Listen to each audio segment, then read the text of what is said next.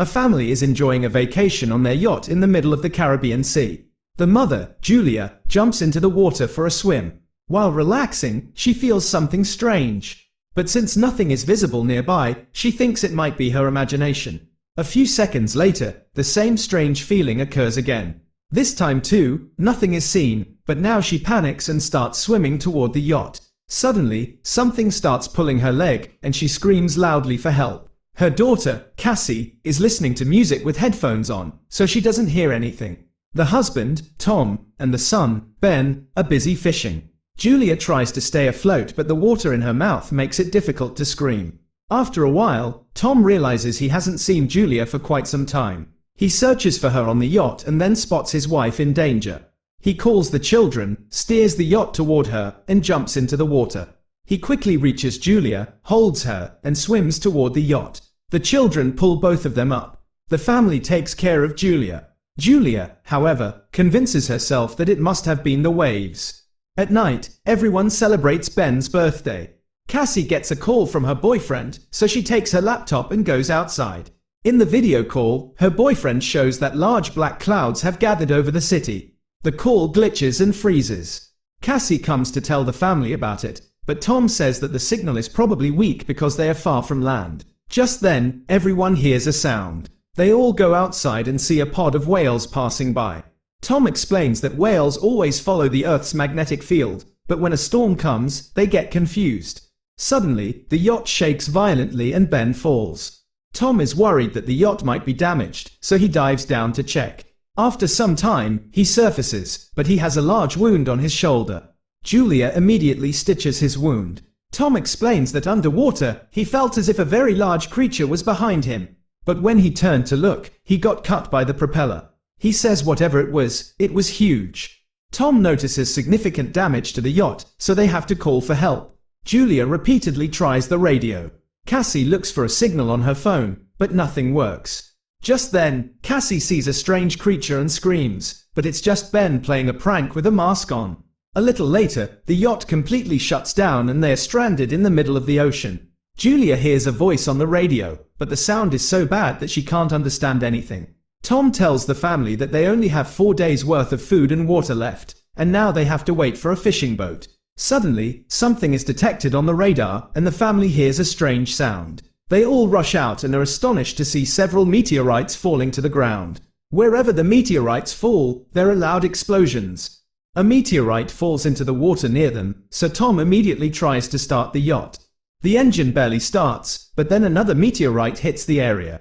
The family holds onto each other tightly in fear. Then Tom realizes that the fireballs falling are not meteorites but satellites.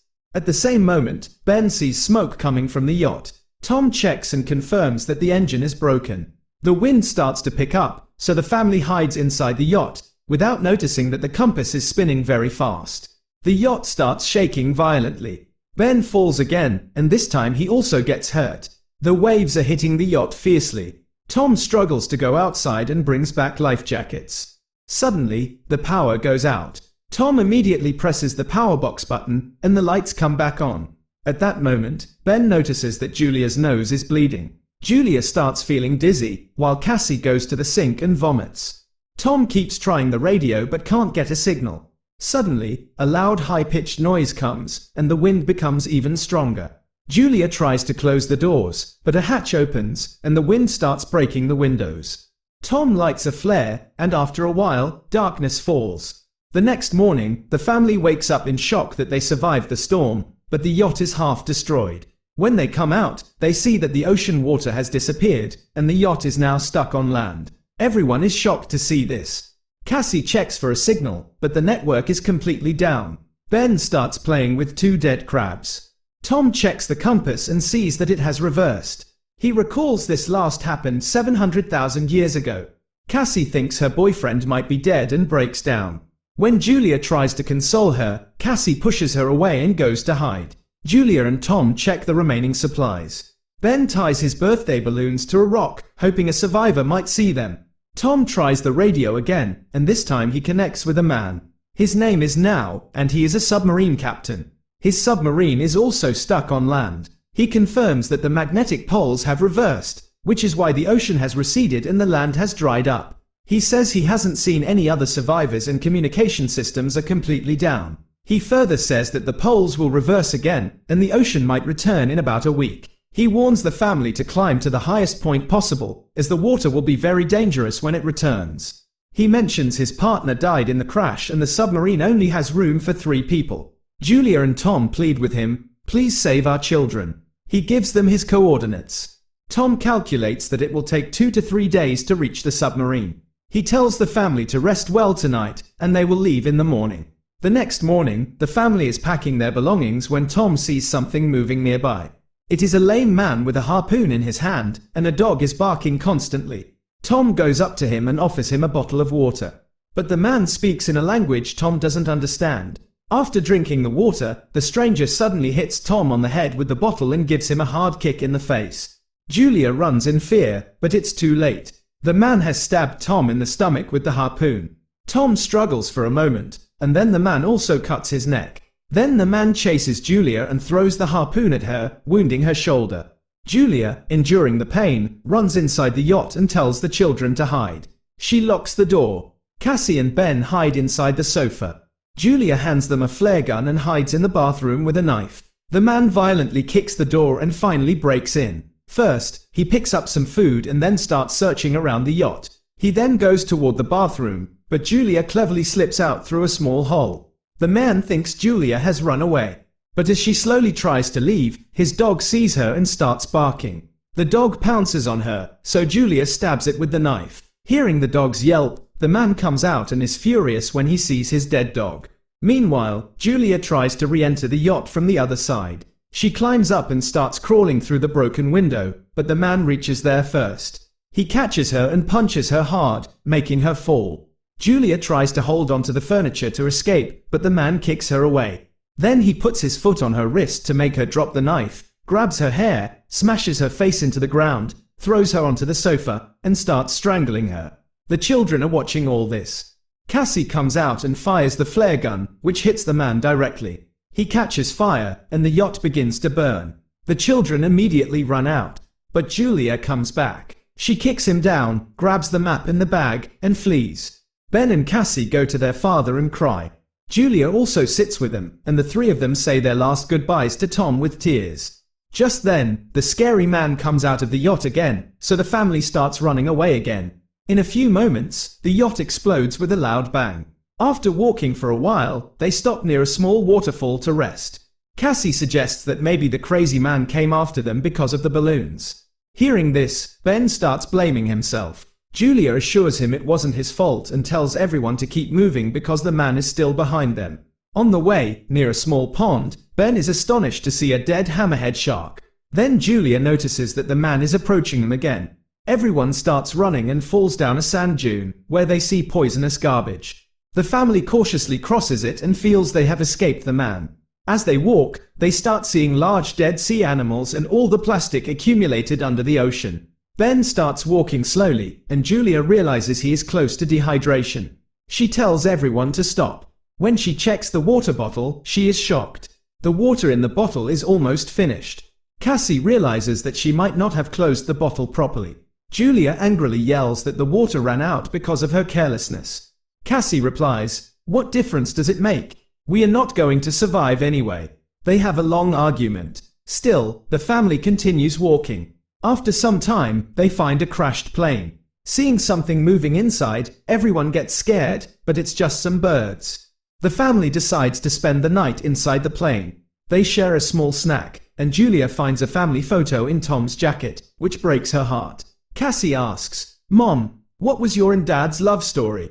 Julia smiles and tells her, "Tom was my patient in the hospital. Then one day, he expressed his love by giving me flowers and a sweet poem." In the middle of the night, Cassie goes outside the plane. Just then, the scary man tries to grab her from behind. But Julia suddenly attacks him from behind and stabs him repeatedly with the knife, killing him. Cassie hugs her mother to calm her down. The next morning, maggots are swarming the man's corpse. The family notices many bite marks on his body. This means a dangerous creature is hiding in this area. As they leave, crabs crawl out of his mouth. A few hours later, Julia and Cassie are looking at the map, but Ben quietly walks ahead. Julia yells, "Stop!" But Ben leans into a pond and starts drinking water. Julia immediately pulls him out and explains that unknown water can make him sick. The sun gets very hot, so the family covers their heads with clothes. Ben starts feeling dizzy. Just then, they find some old chairs, and Julia and Cassie build a temporary shelter. Julia gives Ben an injection and decides they will spend the night there. In the morning, Julia wakes up to a strange noise. Going outside, she sees a large swarm of crabs coming toward them. She immediately wakes the children, and all three start running. While running, they see a large cargo ship. 3 crew members are alive there. A woman wants to help them, but the other 2 men refuse, and the 3 lock the container, leaving the family outside. The crabs get closer. Julia helps the children climb onto the container. As she starts climbing, the crabs bite her leg hard. The children pull her up, or she would have fallen. Half the crabs get inside through a hole in the container. The crew members start firing, but the crabs overwhelm them and kill both men. The last man reaches the hole in the roof, but the crabs pull him down too, and he dies. Julia bandages her wound and faints. When she wakes up a while later, she finds herself alone in the middle of a sandstorm. She panics and starts looking for the children. She picks up a dead woman's weapon and shouts loudly. Cassie hears her voice and comes back, explaining that she and Ben went to look for help but found none. Then they meet Ben, who found an open container where they can stay until the storm is over. Julia takes out Tom's lighter and cauterizes her wound by burning it, which is extremely painful. After the storm subsides, they find another container with lots of water bottles. While checking the bodies, they also find a radio and a gun. Julia contacts Now and tells him that the map is lost. Now tells her that they were attacked by arthropods. They are now creatures of this place who have gone completely crazy due to oxygen. Now tells the family to hurry because his instruments calculate that the ocean will return sooner than expected, and they only have a few hours left. He shoots a flare, and the family starts walking in that direction. After a long walk, the family finds a broken toilet where Ben pees. Now they finally spot the submarine nearby. But to reach it, they must cross a large rocky path. As they walk through the path, the walls start shaking, and rocks begin to fall, causing a horrific rock slide. Julia immediately pushes her children aside and steps back herself to avoid being crushed. Now a rock wall stands between them. Julia tells the children to go ahead without her. But Cassie refuses and insists that her mother should try to climb. After much argument and screaming, Julia promises that she will find her children later. Forced to, Cassie pulls her brother and moves forward. The children climb the rocky path and run toward the submarine. But upon reaching there, they see Now lying outside, covered in blood. He explains that it's over for him, and now the children can take the submarine. Thinking there might be an extra spot, Cassie runs back to find her mother. Just then, Julia sees the crabs coming and starts firing. She kills some crabs, but the swarm is too large, and it becomes difficult to fight them all. At the same moment, Cassie appears above the wall and reaches out her hand, so Julia, despite her injured leg, starts climbing quickly. With Cassie's help, she reaches the other side, and both run toward the submarine. Ben is already standing above and opens fire to keep the crabs distracted until the family climbs up. The crabs reach Now's body and immediately start eating him. Julia picks up the gun and continues firing until the children get inside. Once they are safe, Julia realizes the bullets are finished, so she throws the gun at the crabs and goes inside with her children. The family securely locks the hatch and watches the crabs surrounding the submarine from the window. Just at this moment, the ocean returns, so the 3 immediately sit on their seats, buckle up, and hold hands. The strong waves start tossing the submarine violently, causing Julia to have visions of the entire journey and Cassie to vomit. Soon the high-pitched noise returns, and the family loses consciousness. After a while, Julia and the children regain consciousness and are happy to be alive. They unlock the hatch and go outside, seeing that the waves have dropped the submarine into a destroyed city. This means there is now hope for survival and a new life, and the film ends here. Don't forget to subscribe to the channel and press the bell icon so you can get more such interesting videos. Thank you for watching.